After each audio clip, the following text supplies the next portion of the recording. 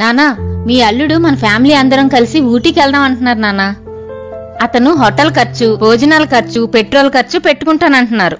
మీరు మన ఫ్యామిలీకి సరిపోయినట్టు ఒక కారు గాని వ్యాన్ గాని సెట్ చేస్తే సరిపోతుంది. కారే కదమ్మా, నేను సెట్ చేసేస్తాను. అన్నయ్య, మీ బావ మనందరం కలిసి ఊటీకి వెళ్దాం అంటున్నారు.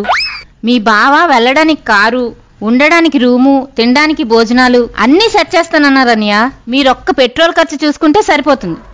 దానికేముందమ్మా, ఖర్చు అంతా బావ భరిస్తున్నప్పుడు పెట్రోల్ నేను వేయించలేనా? పెట్రోల్ నేను వేయిస్తాను.